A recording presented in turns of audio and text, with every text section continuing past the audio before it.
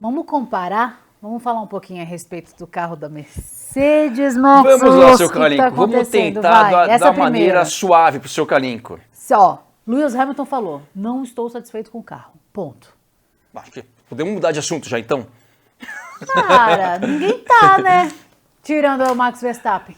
A gente pode colocar da seguinte maneira, né, Calinco? Eu acho que a Mercedes melhorou para pior, podemos falar assim? Como assim? Porque a Mercedes, na velocidade de reta, por exemplo, aqui, seu Calinco, olha a Mercedes, a terceira mais rápida da Fórmula 1, apenas 2 km mais lento do que a Ferrari, porém, isso é na velocidade de reta. Agora a gente também tem o gráfico da comparação do famoso W13, que era o carro da Mercedes do ano passado, com o W14 na tela. A gente vê que é uma situação muito parecida com a Ferrari. Deixa eu ver se eu fiz certo aqui. De vez em quando eu me perco. Aqui de novo, reta do box. O W14, 4 km mais rápido do que o W13. Vamos pegar aqui também a última reta aqui, que a gente comparou essa reta no caso da Ferrari. Essa daí tá boa, hein? A gente vê que o W14, ele é 10 km mais rápido do que o W13. Então acho que a Mercedes foi para uma mesma rota que a Ferrari, que é tentar ganhar velocidade de reta. Porém, como a gente falou no caso da Ferrari, isso se aplica para qualquer equipe. Quando você prioriza a velocidade de reta e não consegue fazer com que o carro gere a mesma pressão aerodinâmica, isso realmente tem uma consequência muito grave para a corrida, que é um excesso no consumo de pneus. Então, o que aconteceu com a Ferrari é mais ou menos o que aconteceu também no caso da Mercedes.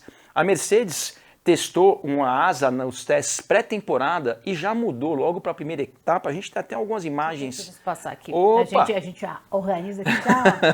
Tudo pro pessoal aqui. A gente tem aqui, olha, a gente tem a asa do primeiro teste, né, pré-temporada aqui em cima, e a asa que foi utilizada nessa etapa, na primeira etapa. A gente consegue ver nessa foto aqui, não só que o formato da asa é completamente, das asas, né, são completamente diferentes, mas a parte que chama mais atenção é a diferença na angulação da asa. A gente vê que na imagem de cima, o flap da asa, né, da asa traseira está muito mais inclinado, muito mais em pé ali em relação ao solo, enquanto que na imagem de baixo a gente vê que está com muito menos asa.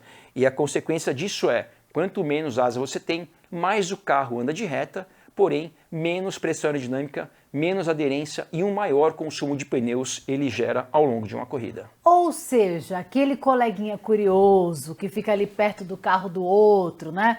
Para ficar olhando e vendo esses detalhes, Max Wilson, funciona. Funciona.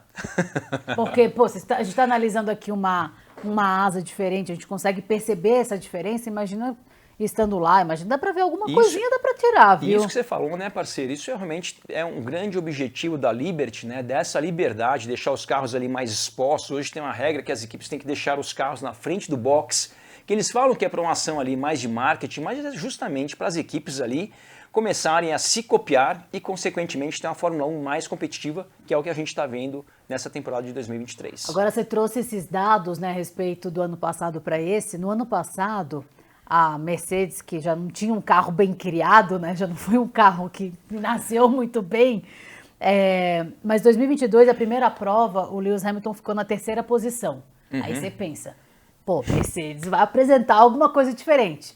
But, olha o que aconteceu. Não terminaram a prova. Max Verstappen não acabou essa prova. O Pérez não acabou essa prova. É verdade. E ficou Leclerc, Sainz e Lewis Hamilton. Então, esse ano o Lewis ficou na quinta posição, mas o Leclerc também saiu e muito provavelmente ficaria à frente dele. Saiu, por outro lado, aconteceu uma coisa que não aconteceu no passado. Apareceu uma outra equipe que andou na frente, que no caso foi a Aston Martin, que ninguém estava contando muito com isso, a não ser Fernando Alonso e Lawrence Stroll, pai do Lance Stroll. Aliás, esse senhorzito deu uma investida boa. Porque além de ter os bons pilotos, ele tem um garoto muito bom, que é o Felipe Drogovic, que apresentou um bom resultado na pré-temporada, que estava ali, ó, prontinho para entrar, né? Ele conversou com a Mari, enfim, foi super bacana também, né? A Mariana Becker que está lá acompanhando os bastidores. Ou seja, ele fez uma revolução na Aston Martin. Mas só para finalizar a Mercedes, depois disso tudo que você explicou, nossa, Mudou do ano passado para esse, Mercedes agora está muito melhor, etc. O que aconteceu esse ano, então, Max Wilson?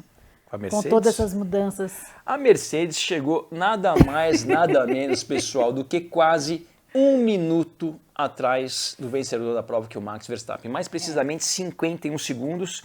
Isso sem contar que Max Verstappen, a partir da volta 2, mais ou menos, foi na velocidade de cruzeiro. Ou seja, se Verstappen tivesse acelerado do começo até o final da corrida, tinha grande chance do Verstappen dar uma volta no Hamilton. Então, você acha que isso pode mudar ao longo da temporada?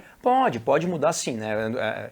Lógico, você pega ano passado mesmo, a gente teve uma situação que a Mercedes, no começo do ano, estava chegando em média ali 40 segundos, 1 minuto atrás dos líderes, e terminou o ano chegando no pódio, ganhando corrida aqui em Interlagos, como aconteceu na primeira vitória do Russell, da carreira do Russell.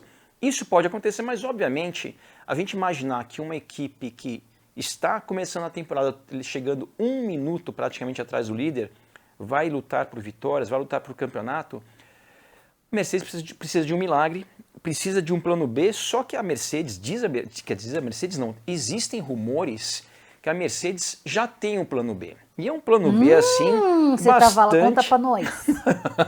Eu não estava, mas eu ouvi dizer que a Mercedes já tinha um plano B assim do tipo, caso esse carro não dê nada de novo, vamos colocar aqui um outro conceito de carro. E esse outro conceito, né, muitas pessoas, quando a gente fala na Mercedes, quando a gente fala num conceito novo, todo mundo pensa nas laterais, que a Mercedes continua tendo uma lateral, né, os side pods completamente diferentes de todas as outras equipes da Fórmula 1.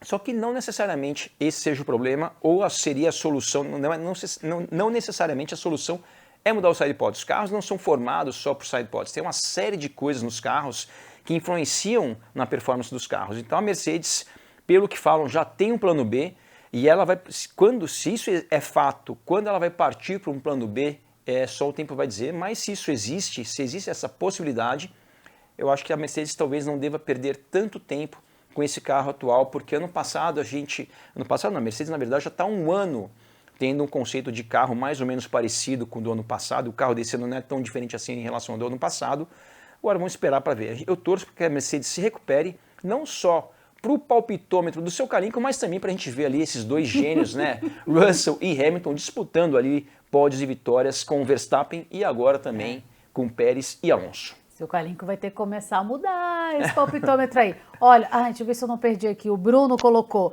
Mercedes sacaneou o Russell. Os carros da Mercedes hoje, eles são iguais para os dois pilotos? Não, os carros de todas as equipes são iguais para os dois pilotos, né? Agora, o que os pilotos, cada piloto e sua equipe ali, a sua sub-equipe dentro das equipes, eles têm a liberdade de utilizarem, né, acertos distintos. Então, ano passado, por exemplo, no caso da Mercedes, né, dizem que muitas vezes, principalmente pelo momento da Mercedes ano passado, os pilotos utilizavam acertos diferentes até para chegar a algum tipo de conclusão, tentar aprender alguma coisa.